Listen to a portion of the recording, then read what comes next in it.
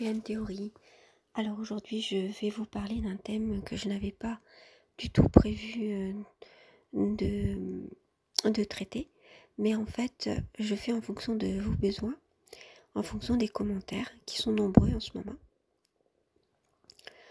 Donc aujourd'hui, je vais traiter d'un thème qui est celui des suites juridiques lors d'une séparation.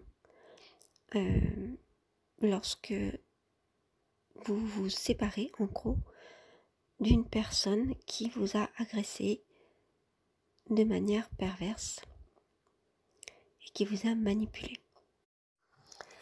Alors, ce que je voudrais dire, c'est que je ne suis pas une spécialiste de la question, mais devant vos questions, j'ai pensé que je pouvais quand même apporter ce que j'en sais. Alors, ce que j'en sais, ça tient à mon expérience, évidemment, qui a été recoupée par l'expérience d'autres personnes durant ces 20 dernières années.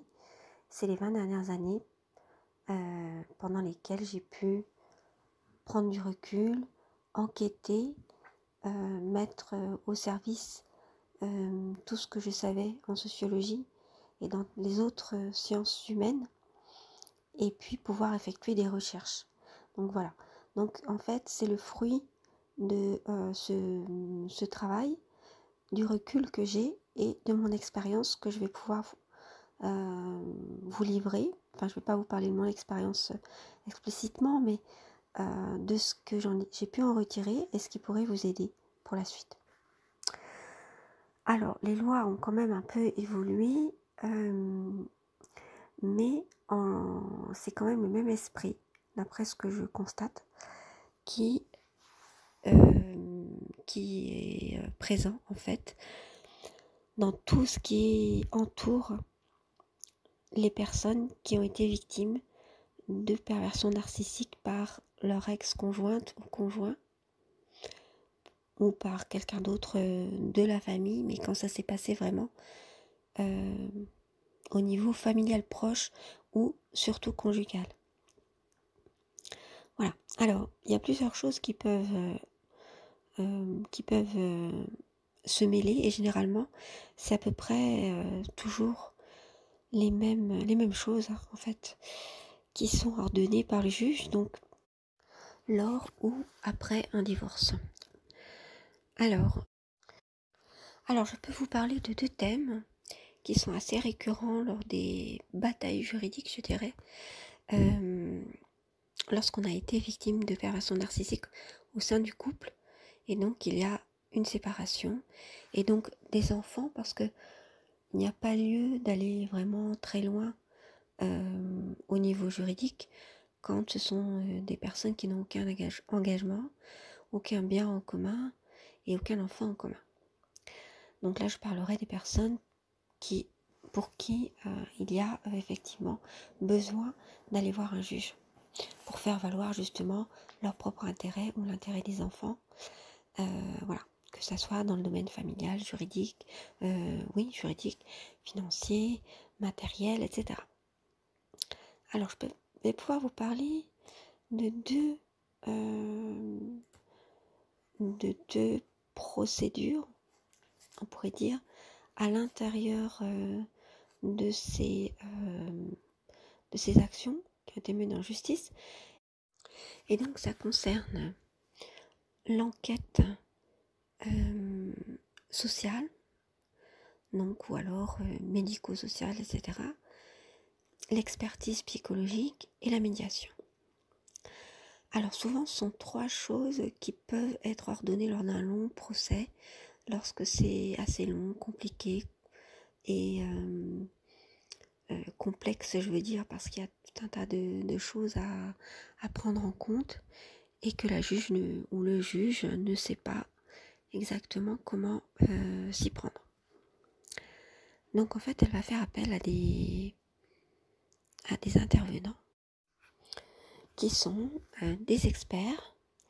Donc par exemple, pour une expertise psychologique ou psychiatrique, c'est un expert psychiatre. Et il faut savoir que ces personnes-là sont nommées après avoir fait une demande auprès du parquet, je pense, Et donc ce sont des personnes qui sont volontaires, qui ont demandé à être experts. Donc ça leur permet d'avoir une source de revenus régulière, par exemple. Donc ça n'a rien à voir avec leurs compétences. Vous voyez ? Rien du tout. C'est simplement que ce sont ils ont la profession adéquate. Et puis, ils sont connus, puisque pour être nommés, bon, c'est généralement que les choses se font par réseau, il faut quand même pas se le cacher. Je pense que c'est ça. Donc voilà, déjà, pour savoir qui sont ces experts. Pour les médiateurs, bon, il faut que ces personnes aient fait une formation dans la médiation. Et puis, c'est quelque chose qui n'a pas grand-chose à voir avec le psychologique. C'est juste un processus où on essaie de faire mettre d'accord, en fait, deux personnes pour éviter de passer par la justice pour régler des choses qui peut-être pourraient l'être avec de la part des deux personnes, donc les deux personnes, les deux anciens mari et femme, d'essayer de trouver un accord, donc avec une certaine bienveillance, un certain... voilà, donc ça suppose qu'il y ait un dialogue possible. Alors ensuite, en ce qui concerne l'enquête sociale, ou médico-sociale, ou familiale, c'est un petit peu la même chose de toute façon, c'est pareil, ce sont des personnes qui sont volontaires sur une liste, qui sont nommées, et la personne, le juge, fait appel à l'un de ces enquêteurs. Alors, ça peut être des psychologues, ça peut être aussi d'autres professionnels, des personnes qui ont une autre profession, mais en fait, ce sont des professionnels, en gros, du social, quoi. Donc, pareil, ce ne sont pas forcément les personnes les plus compétentes, et généralement, ce sont des personnes qui ne connaissent absolument pas la problématique, ou alors qui ont une idée préconçue sur, justement, l'agression perverse. C'est là tout le problème. Et donc, en réalité, ce sera extrêmement difficile de faire entendre la réalité de ce qu'on a vécu à un expert psychiatre, parce que sachez que généralement quand il y a une expertise, elle est sur une personne. Si jamais vous la demandez par exemple sur votre ex-conjointe, évidemment la partie adverse, c'est-à-dire l'avocat et votre ex-conjoint, vont demander, ou alors votre ex-conjoint par l'intermédiaire de son avocat, etc., va demander une expertise, la même chose sur vous en fait, parce que vous rendiez bien compte qu'une personne qui accuse l'autre ou qui met en doute devant le juge la santé mentale de l'autre, en disant que ce serait dangereux justement que cette personne voie son enfant par exemple, ou en tout cas le voie librement, parce qu'il y aurait peut-être un enlèvement ou de la violence possible ou des choses comme ça. Évidemment, le juge veut bien l'entendre, mais il se dit, je vais m'entourer de professionnels pour voir la réalité de la chose.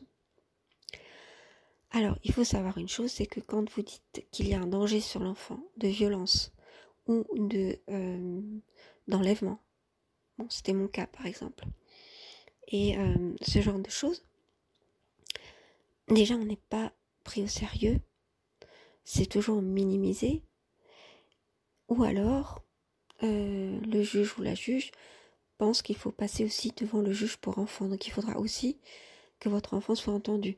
Or c'est très compliqué, vous le savez, un enfant peut dire tout son contraire, et il peut vous dire sans arrêt qu'il ne veut pas aller avec sa mère, ou il ne veut pas aller avec son père, et vous dites, vous avez mal pour lui, vous inquiétez pour cet enfant, et puis finalement, devant son père ou devant sa mère, ou devant un juge, il va dire tout le contraire.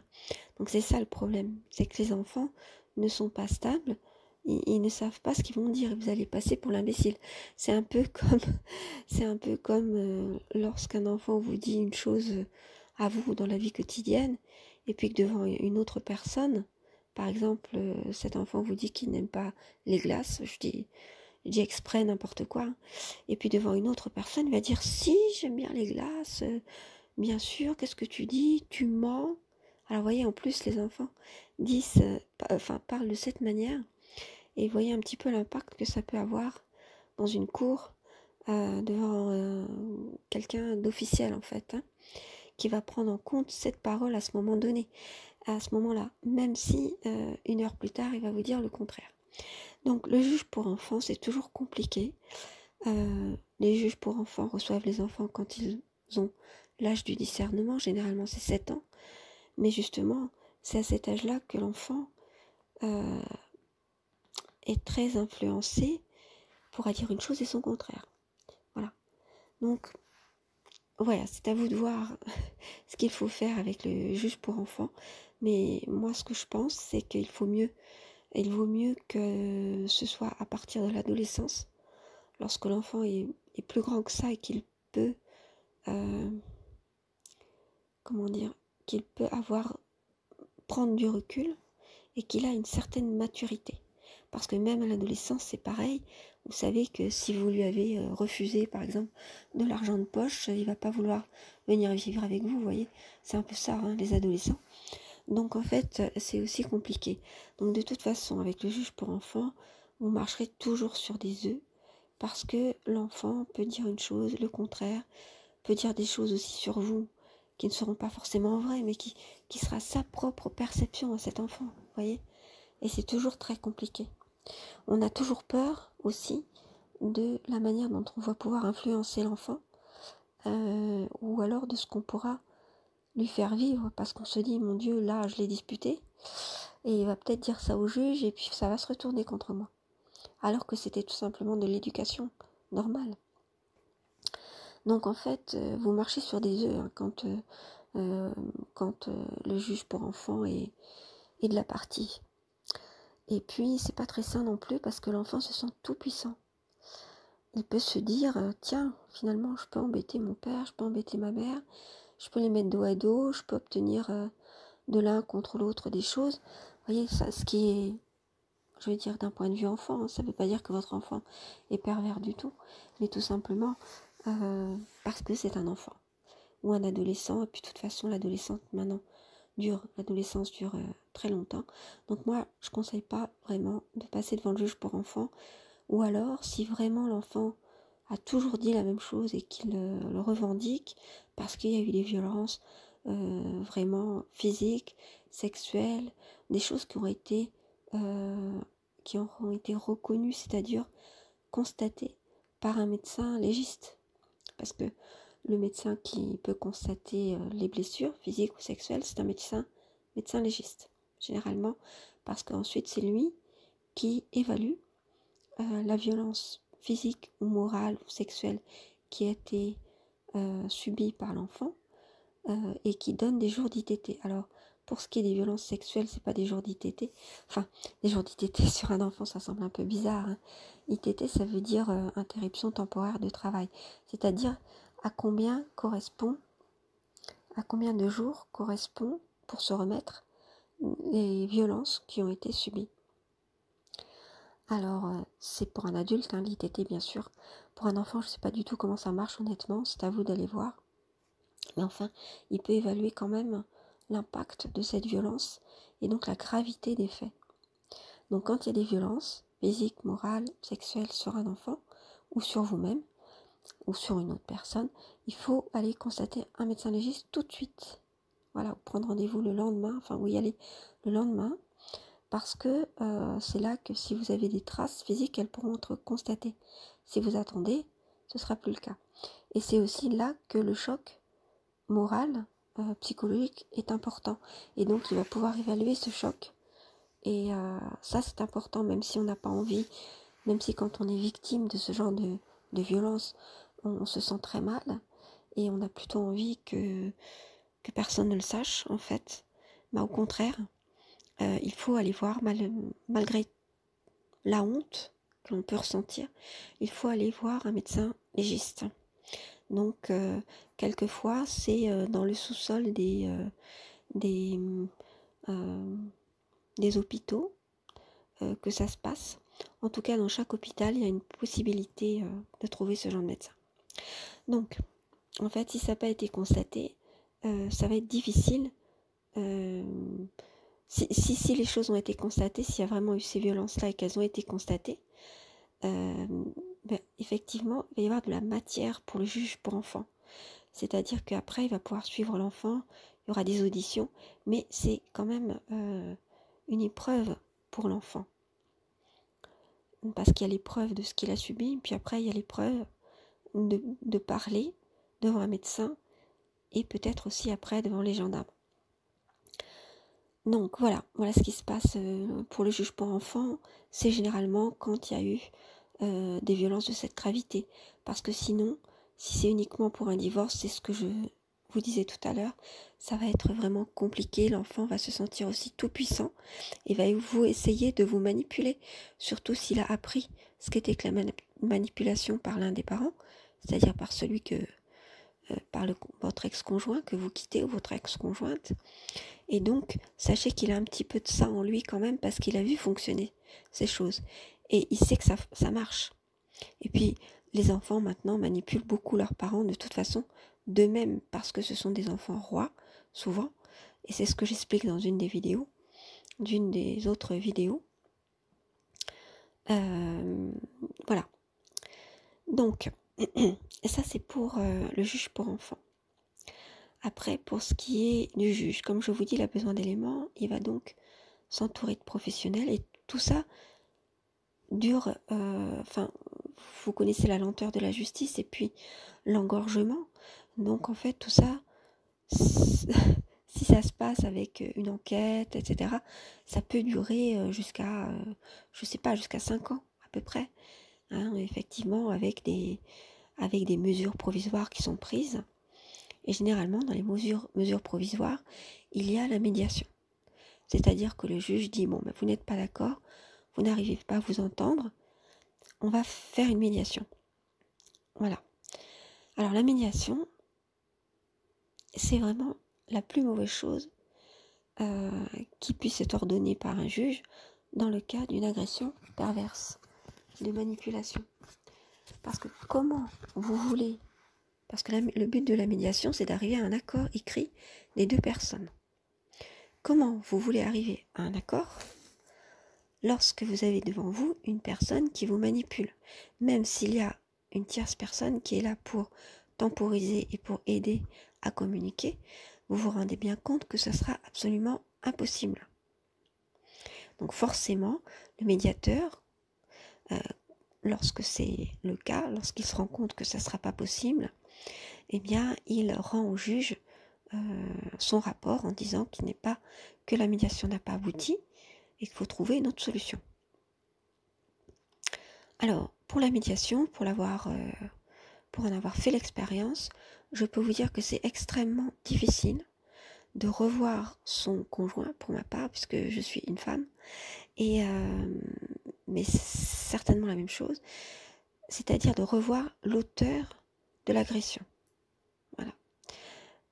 Parce que c'est une agression que vous avez subie, même si c'était une agression goutte à goutte, c'est exactement ça a été le cas. Donc c'est très difficile de revoir l'autre personne parce qu'on sait qu'on peut retomber dans son emprise, se laisser avoir en gros. Et c'est une épreuve en fait. Voilà. Et donc, pour ma part, j'étais dans la peur. Voilà. Quand je savais que j'allais le revoir parce que ils sont tellement... je veux dire que tout ça est tellement bien prévu. Enfin, ça c'est sarcastique. Hein. Je veux dire que c'est pas du tout bien prévu. Donc en fait, vous vous retrouvez dans la même salle avant la médiation. Vous êtes généralement côte à côte, c'est ce qui se passe chez le juge aussi. En général, hein, même si il y a des médiateurs qui essaient de vous faire venir par des salles différentes, vous attendez dans une salle d'attente différente, ça peut être le cas. Mais de toute façon, en bas, pour prendre l'ascenseur et pour aller à des étages différents par exemple, ou à des salles différentes, ou pour se garer dehors, vous risquez de toute façon de rencontrer votre ex-conjointe ou votre ex-conjoint. Donc vous voyez qu'il y a quand même la peur qui peut arriver, et c'est vrai que ça peut être bien de se faire accompagner par euh, quelqu'un de compréhensif, qui vous aime bien et qui vous soutient. Parce qu'il y a tout ça, c'est-à-dire tous ces moments où vous pouvez le rencontrer, ou alors en partant, euh, sont désagréables, parce que c'est une réactivation de ce que vous avez vécu. Et ce que vous essayez de fuir des mois après. Voilà, des mois après, voilà, vous n'en êtes pas sorti parce qu'il y a cette médiation et qu'il faut revoir votre ex-conjointe ou votre ex-conjoint. Et retomber peut-être sous son emprise, voir son regard. Vous savez que par un regard, simplement, cette personne pouvait vous faire peur. Ou vous savez ce que veut dire un regard. Vous savez que ça peut vouloir dire tu vas voir, je vais me venger, ou des choses comme ça. Des menaces non dites, puisque tout est dans le non-dit. Et en fait, le médiateur ne voit rien de tout ça. Lui, il écoute simplement ce que dit l'un, ce que dit l'autre. Voilà. Donc la médiation, c'est la plus mauvaise solution. Mais sachez que n'allez pas refuser absolument comme ça et faire un esclandre si effectivement le juge le prononce. Sachez que tout simplement, vous savez très bien que cette médiation, elle va mener à rien si vous tenez le coup. Parce que si vous retombez sous l'emprise, vous allez vous faire avoir et vous allez accepter des choses pour lesquelles vous n'êtes pas... Enfin, accepter des choses impossibles à accepter, et ça va être difficile parce qu'une fois que c'est écrit, c'est écrit. Donc il vaudrait mieux, dans ce cas-là, laisser faire les choses, dire ok, il veut une médiation, le juge veut une médiation, faisons la médiation. Et puis, restez campés sur vos positions. C'est-à-dire qu'il faut bien expliquer, parce que pour faire une médiation, il faut être d'accord sur ce qui s'est passé. Évidemment, la personne qui vous a manipulé, qui continue de vous manipuler, elle n'est pas d'accord sur ce qui s'est passé. Elle va dire qu'au contraire, c'est vous qui l'agressiez. Donc, vous voyez que c'est un dialogue de sourds. Donc, comment est-ce qu'on peut avancer quand c'est un dialogue de sourds comme ça, puisque l'autre va dire tout le contraire de ce que vous dites? Vous n'êtes pas d'accord en fait sur les prémices, sur la situation et sur le passé. Donc, c'est impossible. Vous voyez que c'est impossible de se mettre d'accord. Voilà. Alors, par contre, on peut se mettre d'accord sur les modalités des gardes d'enfants, par exemple. Mais si vous êtes devant quelqu'un qui vous dit non, pas du tout, moi je pense que tu es malade et tout ce que je veux c'est avoir la garde de l'enfant, bon ben de toute façon ce sera l'autre dans ce cas-là qui fera en sorte que la médiation n'aboutisse pas. Mais si vous êtes devant quelqu'un qui veut bien accepter les choses, parce que c'est le cas au départ, les personnes qui agressent de manière perverse et qui manipulent font semblant d'être d'accord avec ça, avec cette médiation et tout ça, parce que ça se passe en plusieurs séances, je ne sais plus combien exactement. Donc font semblant d'être d'accord. Donc faites attention, parce que évidemment c'est ce qui cache, c'est une manière de cacher et de faire en sorte de vous manipuler aussi, tout en manipulant le médiateur ou la médiatrice. Donc il faut faire très attention, et si on est d'accord sur les modalités, c'est-à-dire sachez au départ ce que vous voulez comme modalité, et ne dites jamais oui tout de suite, prenez le temps de réfléchir jusqu'à la prochaine séance de médiation. Voilà ce que je peux, moi, vous conseiller avec mon maigre bagage, mais qui peut peut-être vous être utile, mon expérience. Donc voilà pour la médiation. Alors maintenant, je vais parler de l'expertise psychiatrique ou psychologique. Alors très souvent, quand vous avez devant vous quelqu'un de très agressif et de très manipulateur qui veut absolument vous faire accuser de violence, par exemple, ou du fait que vous êtes malade, parce que généralement c'est ce que les manipulateurs et les personnes qui agressent de manière perverse disent de vous, c'est-à-dire disent de la victime, c'est que l'autre est malade. Donc ils souhaitent qu'il y ait une expertise psychiatrique. Après, ils peuvent aussi ne pas la demander, ne pas vouloir la demander, parce que ils auront peur de la subir eux-mêmes. Mais de toute façon, ce ne sont pas forcément eux qui décident, ils peuvent demander ou pas, mais de toute façon, c'est le juge même si aucun des deux ne l'a demandé, il peut la demander lui-même, avoir l'idée lui-même. Alors, comme je vous le disais, les experts ne sont pas forcément les personnes les plus compétentes. Ce sont des personnes qui simplement veulent avoir des revenus réguliers, tout simplement, et pas trop s'embêter. C'est-à-dire qu'ils vont pas vous faire une super expertise. Ils vont vous dire carrément, parce que moi c'est ce que j'ai demandé, pardon, c'est ce que j'ai demandé, si effectivement il serait capable de voir si l'autre est manipulateur ou dissimulateur. Il a dit que non. Effectivement, si les personnes sont très manipulatrices ou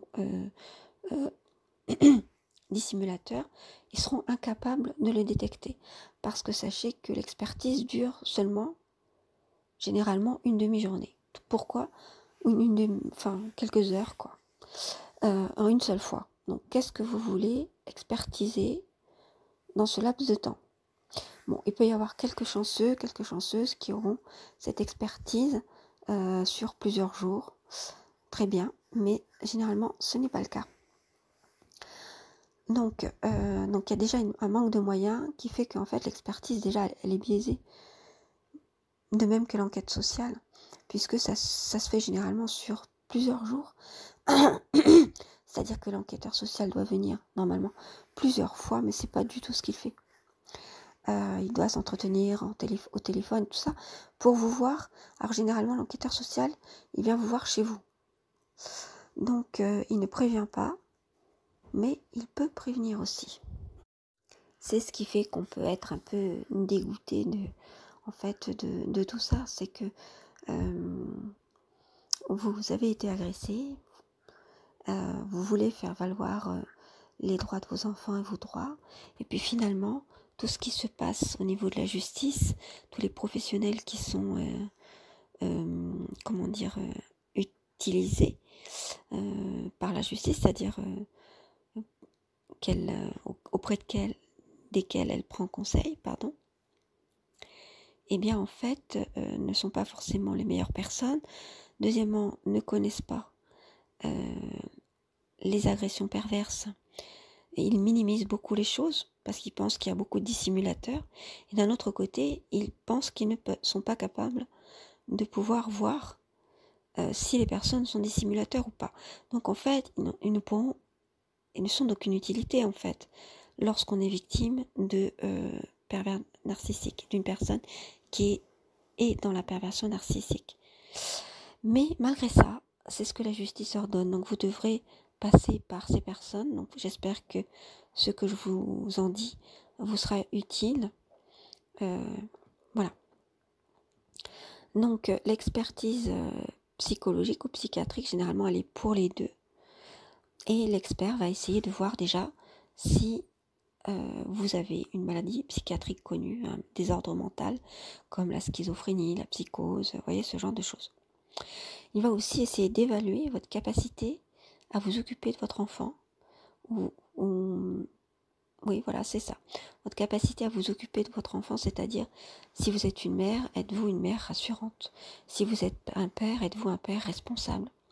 Êtes-vous aussi une mère responsable? Êtes-vous aussi un père rassurant? Êtes-vous capable de l'éduquer aussi? Voilà. Il essaiera de voir aussi si vous avez des addictions. Voilà. Donc en fait, c'est ce qu'il va ensuite dire au juge et puis il va faire ses préconisations. Alors, généralement, les experts psychiatres et psychologues ne voient pas que l'autre est pervers. De toute façon, sachez que la perversion narcissique, ça n'est pas une maladie reconnue dont les psychiatres parlent entre eux. Ils connaissent le narcissisme, ils connaissent la perversion, mais le profil du pervers narcissique, c'est juste un profil pour le grand public qui a été créé, on va dire, ou élaboré, c'est un profil type.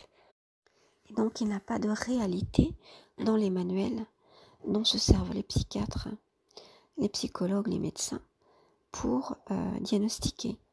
Et pour après, donner leur diagnostic par rapport à une maladie. Donc vous voyez, c'est pour ça qu'on parle de maladie, mais en fait elle n'est même pas reconnue officiellement.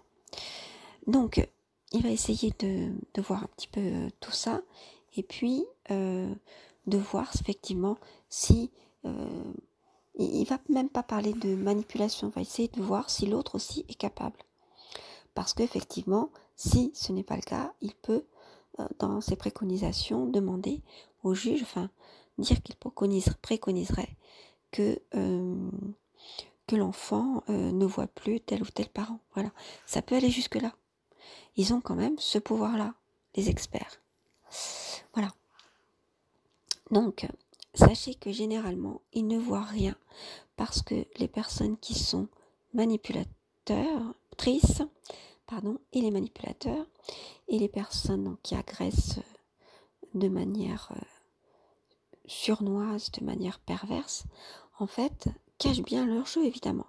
Ils vont se montrer des mères et des pères parfaits, des hommes et des femmes parfaits qui ne comprennent pas pourquoi leur conjoint, tout leur conjoint, fait tout un esclandre, fait toute une histoire, et eux, ils ont été parfaits jusqu'au bout.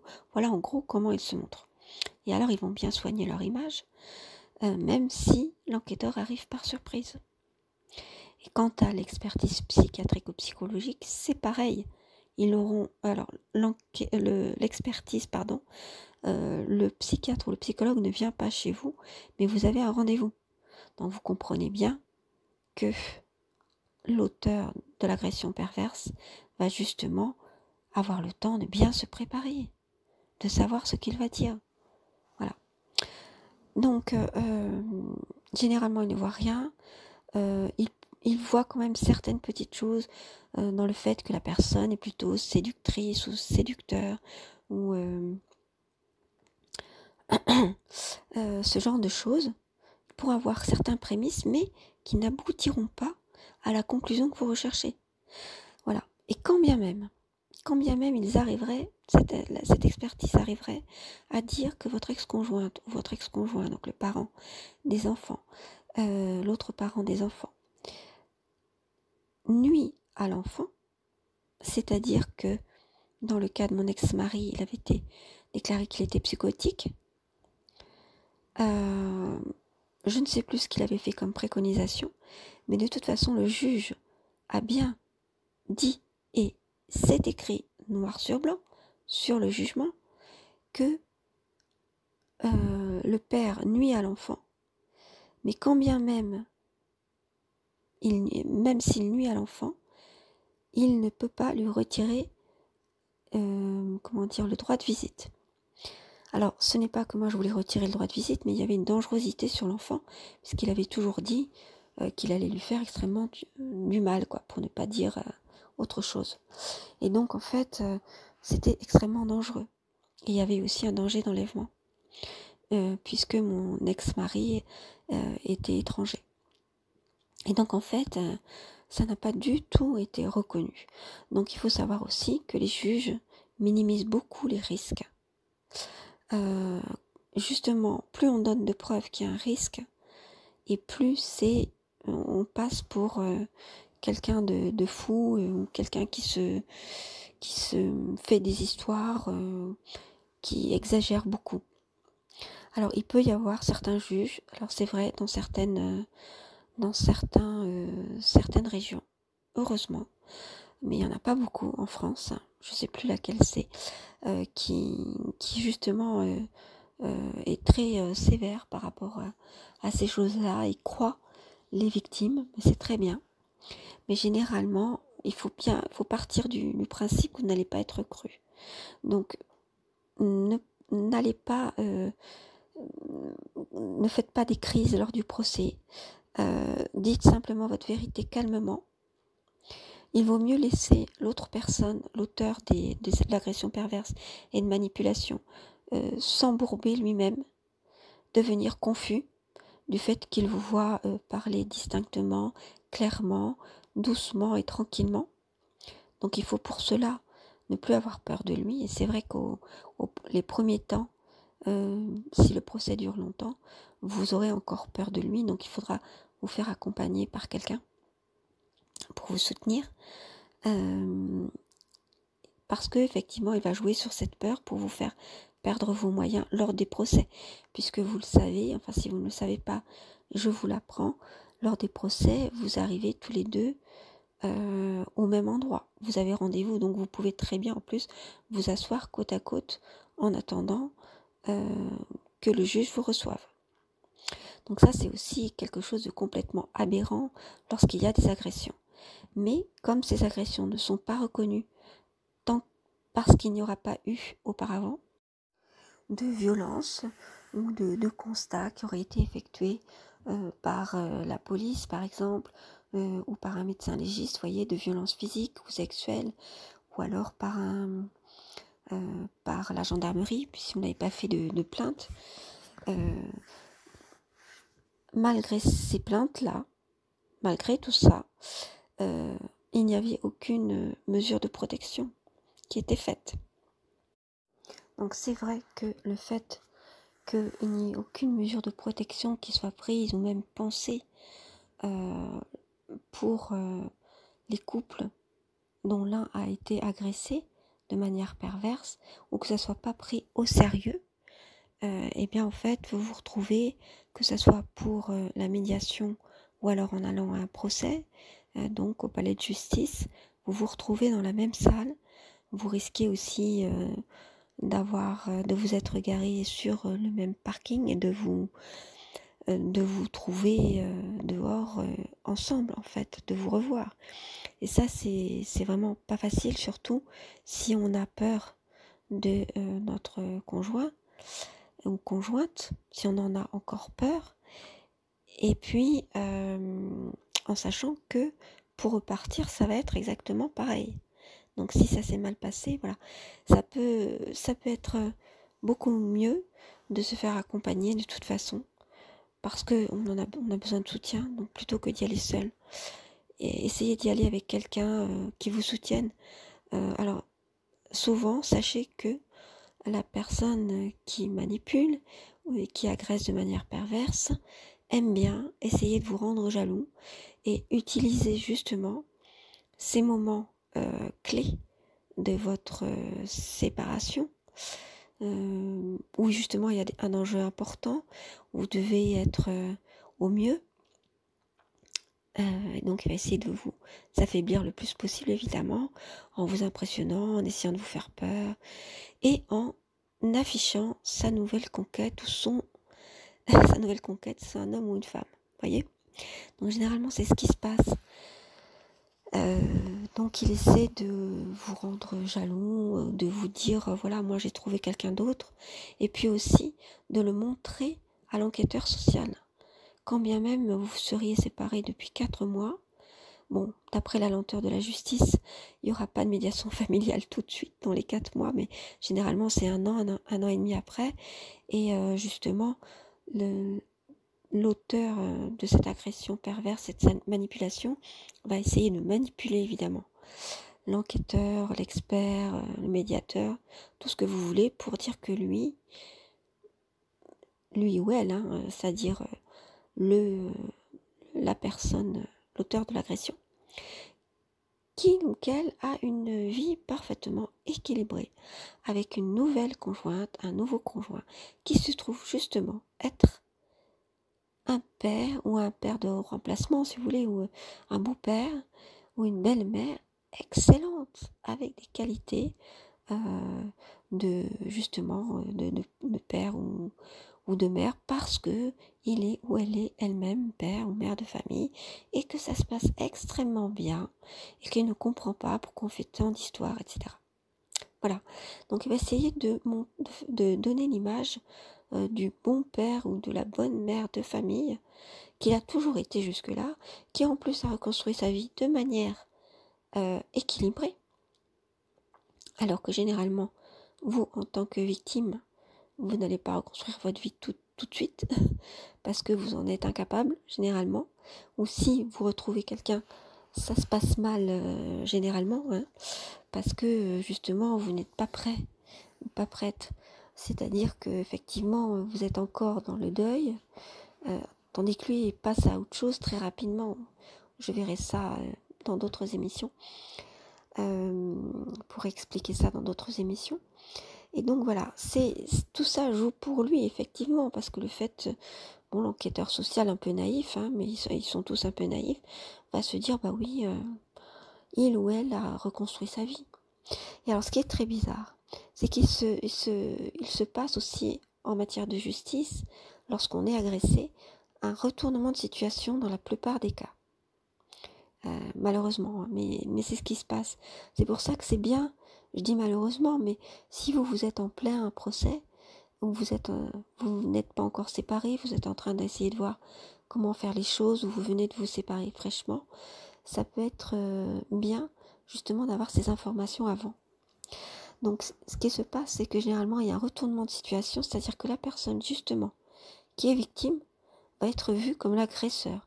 C'est-à-dire que toutes ces personnes, médiateurs, enquêteurs sociaux, experts psychiatres et juges, eh bien, comment dire, ils vont voir l'agresseur comme la victime et la victime comme l'agresseur. Pourquoi ? Parce qu'ils se font complètement manipuler par l'agresseur.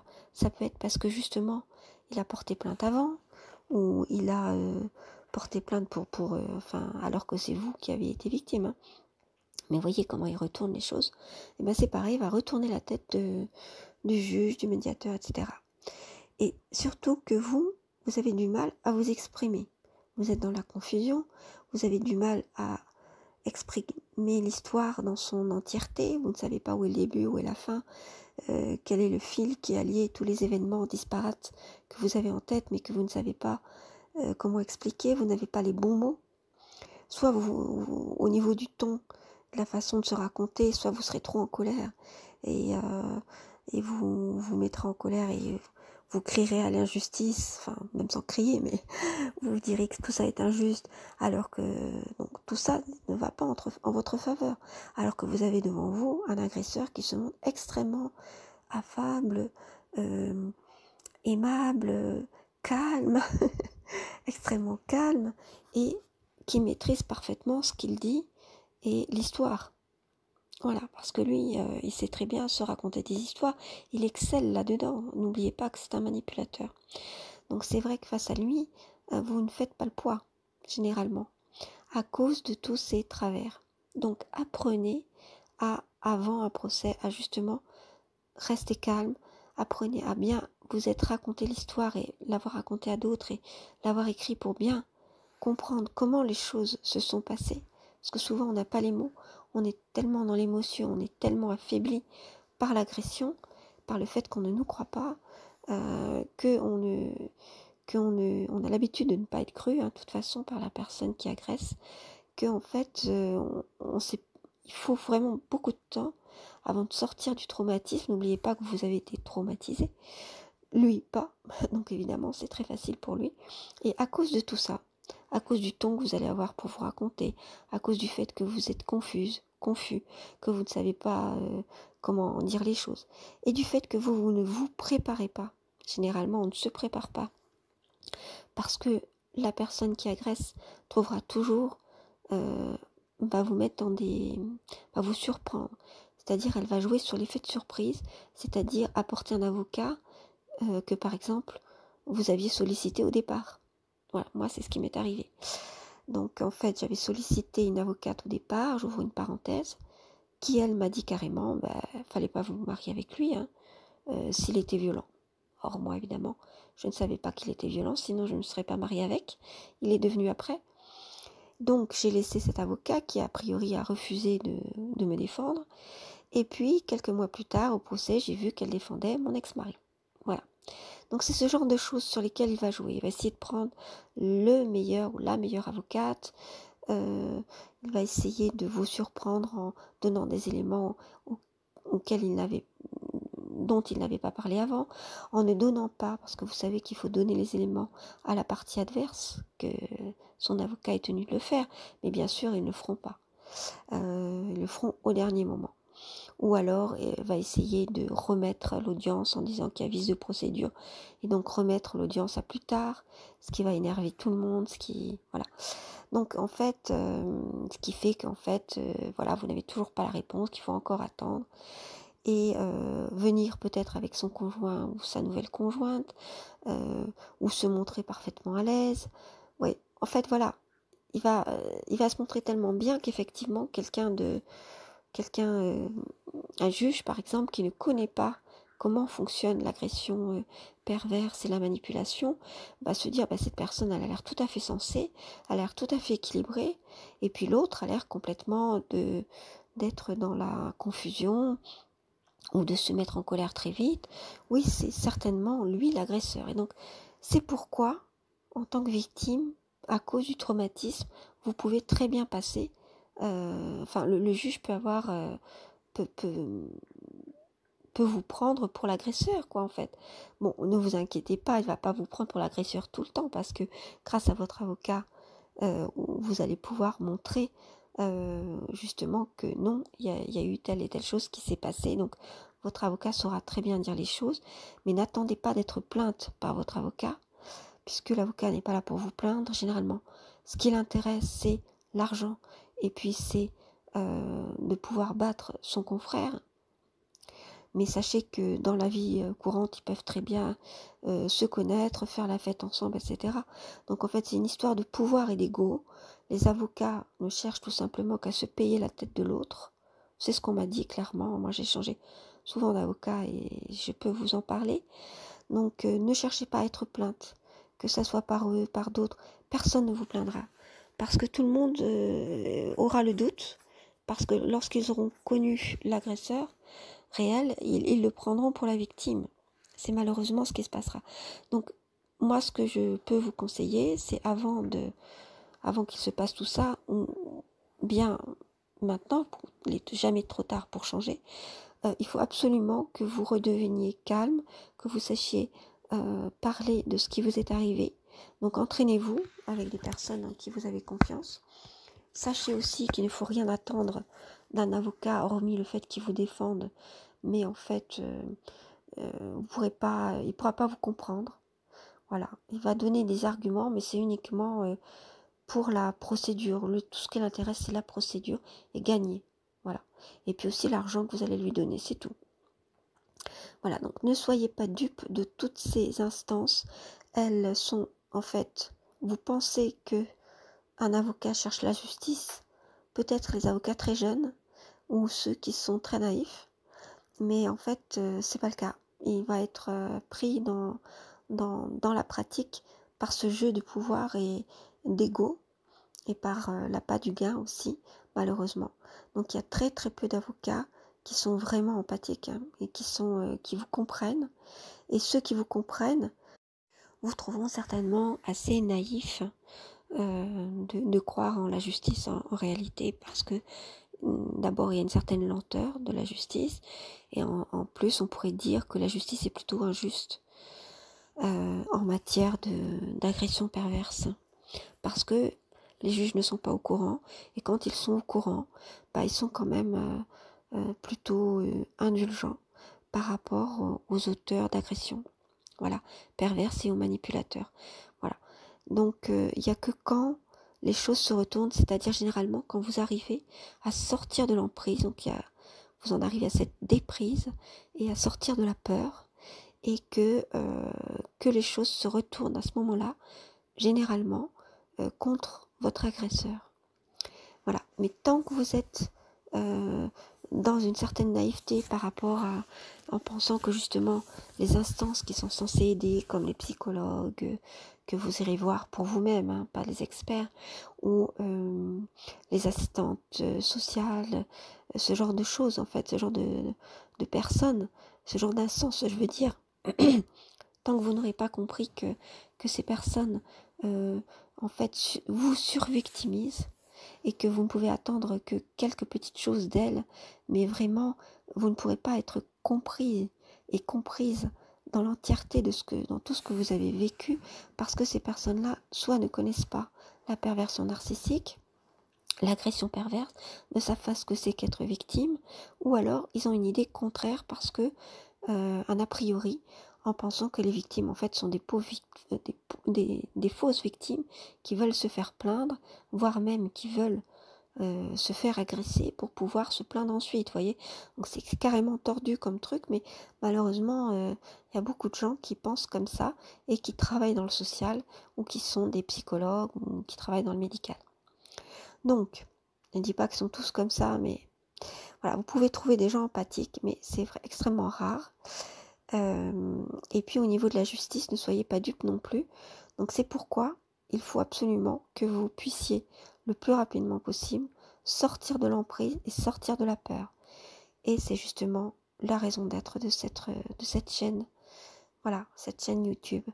Donc je vais continuer à essayer de vous expliquer comment sortir de la peur, comment sortir de l'emprise, comment faire. Et j'espère que je pourrai vous aider et que vous pourrez ainsi être bien, accompagné pour faire les choses avec moins de difficulté, que ce soit moins difficile pour vous, que les choses aillent plus vite. Voilà, c'est ce que je vous souhaite. Voilà, c'est terminé pour cette émission. Je vous dis, prenez soin de vous. J'espère que je ne vous ai pas trop inquiété. C'était important pour moi de vous dire la vérité sur ce qui se passe en réalité. Et pas avoir un discours convenu en vous disant voilà, vous devez passer devant le juge, vous devez penser devant l'enquêteur, voilà ce qu'il fait, etc. Ça c'est pas intéressant. L'intéressant c'est vraiment de savoir ce qui se passe en réalité dans les régions et quelles sont les pratiques et les mentalités. Voilà, pour que vous connaissiez vos chances et que vous sachiez ce que vous pouvez en attendre de cette justice. Moi je vous dis, n'en attendez rien. N'en attendez rien. Essayez de parler de faits et non pas d'interprétation. C'est ce que l'avocat vous demandera, des faits. Et ne dites pas par exemple, ah ben oui, c'est parce que c'est un menteur, etc. Non, ça c'est une interprétation. Dites, tel jour, etc. Il m'a menti sciemment parce qu'il a dit telle chose et telle chose. Et que ça s'est avéré être faux. Voilà, ça c'est un fait. Mais sinon, c'était une interprétation. Donc, parlez bien de faits et soyez précis. Sortez de la peur. Entourez-vous de personnes, même si vous n'avez pas de nouveau conjoint, nouveau conjointe. Entourez-vous de personnes qui vous comprennent et qui vous soutiennent et qui pourront vous accompagner lors de ces moments où il y a des enjeux importants, ne serait-ce que pour y aller jusqu'à la salle d'attente et qui vous attendent. Et à qui vous pouvez vous confier. Et puis entraînez-vous avec ces personnes et écrivez cette histoire, même si c'est compliqué, avec des faits. Voilà, surtout des faits. Parce que souvent, on ne sait pas sur quel ton raconter les choses. On mélange interprétation et faits. On se mélange au niveau chronologique. Donc, essayez de tout raconter au niveau chronologique. Et puis, lorsque vous êtes encore en couple avec cette personne, ayez le maximum de preuves, y compris un journal dans lequel vous écrivez tout ce qui vous arrive au jour le jour, tout ce qui se passe. Voilà, les faits, pas les interprétations. Voilà, je vous dis à très bientôt pour une prochaine et d'ici là, prenez soin de vous.